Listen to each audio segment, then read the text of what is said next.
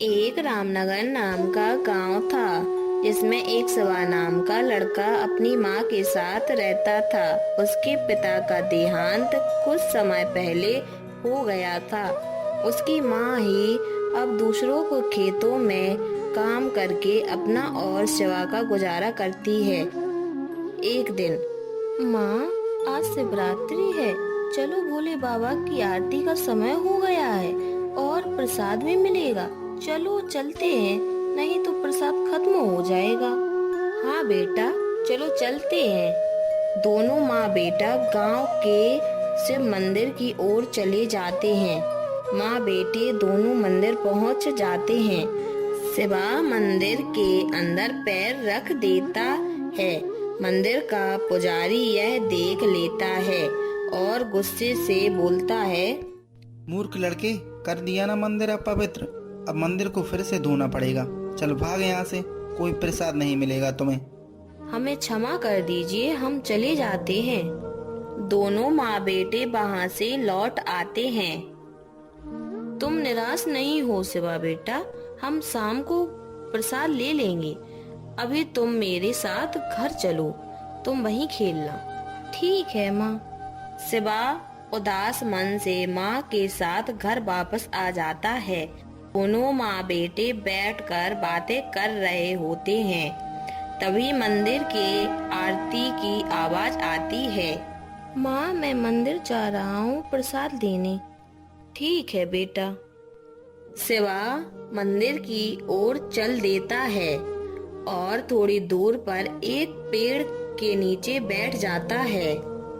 अब तो आरती भी हो गई है। मेरे सारे दोस्त अंदर प्रसाद खा रहे होंगे और मजा कर रहे होंगे। अब मुझे प्रसाद मिलेगा भी या नहीं? तभी वहाँ एक बाबा आ जाते हैं। अरे आप कौन है साधु बाबा? तुम उदास क्यों हो मेरे बच्चे? आज महाशिवरात्रि है और मंदिर के पुजारी जी ने मुझे प्रसाद नहीं दिया। बस इतनी सी बात? मुझे तो मंदिर से आज बहुत प्रसाद मिला है। ये लो, तुम भी ले लो इसमें से। साधु अपनी पोटली शिवा के पास रख देता है जिसमें कुछ फल थे। शिवा उनमें से कुछ फल खाता है। मैं कुछ फल अपनी माँ के लिए भी ले जाऊं? ये भोले बाबा का प्रसाद है, जितना चाहो उतना ले जाओ। शिवा कुछ प्रसाद लेकर वहाँ से चला जाता है। अगले दिन शिवा फिर उसी पेड़ के पास आया। वहाँ साधु ध्यान में बैठे थे। कल आपने हमें प्रसाद दिया था, तो आज मैं आपके लिए अपने माँ के हाथ की रोटियाँ लाया हूँ। तुमने और तुम्हारी माँ ने खाना खाया? माँ ने आधा खिलाया और आधा आपके लिए भेज दिया। धन है तुम्हारी माँ। अच्छा, अब तुम जाओ और कल इसी समय यहाँ आना। मैं तुम्हें और तुम्हारी माँ को कुछ भेंट देना चाहता हूँ। शिवा अपने घर चला जाता है और अपनी माँ को सारी बात बताता है। अगले दिन जब शिवा वहाँ जाता है तो साधु के पास एक गाय थी। अरे कितनी सुंदर गाय है। आज से ये गाय तुम्हारी है और ये लो फल, और इस गाय को खिला देना। शिवा गाय लेकर घर पहुंच जाता है और माँ को सारी बात बताता है और माँ ने वह फल गाय को खिला दिया। अगले दिन शिवा और उसकी माँ ने देखा कि गाय के थन से अपने आप दूध निकल रहा है। शिवा की माँ ने वहाँ एक बाल्टी रख दी और बाल्टी भर गई। शिवा की माँ ने दूध गांव वालों को बेच दिया और थोड़ा अपने लिए बचा लिया। अब रोज शिवा दूध बेचता है और उन्हें रोज आमदनी होती है।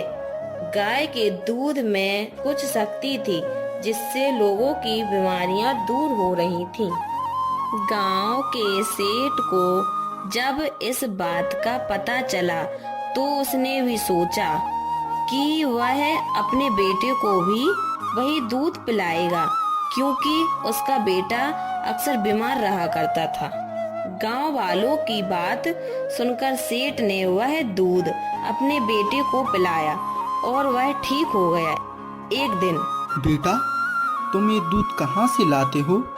सेठ जी, एक साधु बाबा ने हमें एक गाय दी थी, उसी गाय का दूध है। सेठ बहुत भेंट लेकर साधु के पास जाता है। बाबा जी, आज मेरा बेटा आपकी वजह से ही ठीक है। मेरी तरफ से भेंट स्वीकार कीजिए। ये भेंट शिवा को देना, वो भी तुम्हारे बेटे की उम्र का है। साधु की बात सेठ समझ जाता है।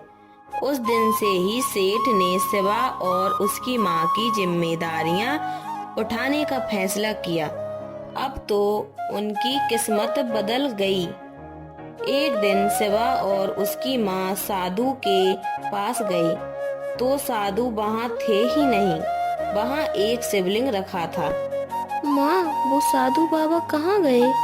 बेटा, वो स्वयं भोलेनाथ थे जो हमारे दुख दूर करने आए थे। इस प्रकार माँ बेटे के साथ साथ पूरे गांव के लोगों के दुख दूर हो गए।